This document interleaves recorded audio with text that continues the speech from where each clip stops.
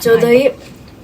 Ang white kimchi kung tawagin dito sa Japan. Pero hindi natin siya lalagyan ng sili, guys. At ang gamit natin syempre ulit ay yung ating haksay or yung Chinese cabbage ulit. Alam nyo, kapag ganitong taglamig, season dito ng ganito, kaya napakamura. Chance na magagagawa ng mga ganitong klaseng pickle, guys.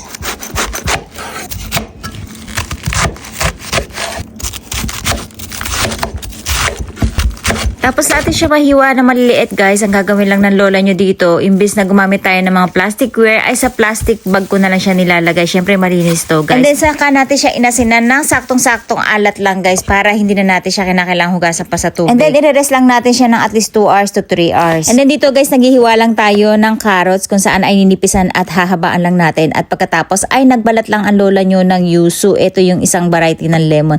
And then hiniwa lang natin siya na maninipis. Saka natin ibinabad sa mainit na tubig. Ito yung para mawala yung kanya pakla at pait. Tapos yung pinagbalatan natin na to, guys, yan din yung gagamitin natin para makagawa tayo ng juice na kung saan ay magpapalasa doon sa ating gagawing pickle. Tapos tinanggalan lang natin siya ng buto. Dito nag-add lang ako, guys, ng 3 kutsarang asukal, 1 kutsarang asin, kalahating kutsarang ajinomoto. Tapos hahaluin nyo lang siya ng hahaluin. At pagkahalo nito, guys, ay ihahalo lang rin natin yung ating hiniwang mga lemon kanina. Syempre pipigain lang natin to, tapos pwede na natin siya ilagay. And then, isasama na rin natin yung ating carrots. Later. Ito na, guys, yung na-ferment natin after 3 hours. Ganyan na yung itsura ng ating haksay or ng Chinese cabbage natin.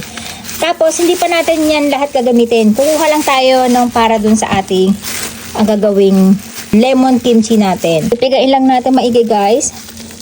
Nung tinikman ko siya, tamang-tama lang yung asin niya. Tapos sa isang bukod na kasirola, doon natin sila pagsasama-samahin yung ating pinickled na gulay. Tapos yung ating ginawang juice syrup. Ayan. Tapos haluin nyo lang. Mas tikman natin, guys. Siyempre, hindi natin hahawakan lahat. Mas, guys. Siya masyadong gumagana yung lasa ng lemon. Pero, guys, ang sarap. Yung lemon natin, wala nang pait. Wala na siyang kahit na hapdi pag kinakain natin siya kasi nahugasan natin siya sa mainit na tubig kanina.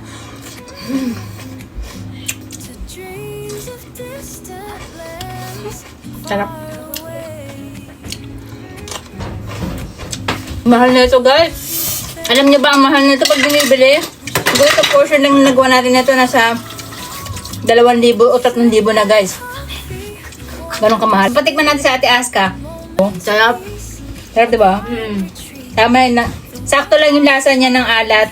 Tsaka nung nung tamis. Tapos yung amoy ng lemon. Yung aroma, no? Karakunay di siya lemon nun yun. Chodoy. Sarap, guys. Parang hindi maanghang ng kimchi. Hindi mo to kimchi eh. Alam ko, parang nga. Hindi maanghang. Sarap. Lemon. Chow mayo.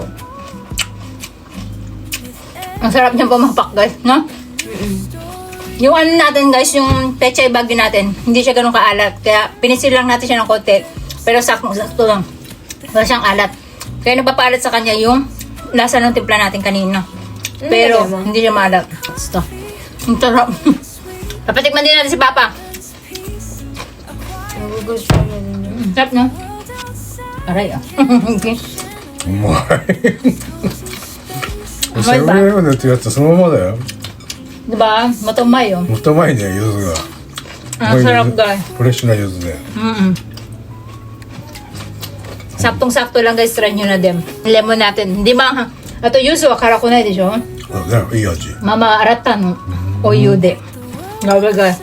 Ang sarap pamapak. Kaya nakalati na lang. うまっ何でも作れますね Ang sarap, guys. Try nyo na din. Dito naman natin isasalin yung ating ginawa. Yan, sayang. Hindi tayo nakaabot kila Neng paggawa.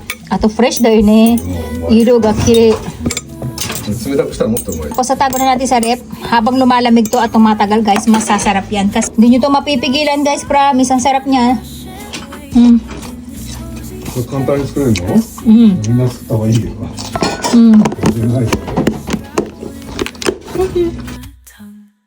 A sense of calm, like a song unsung.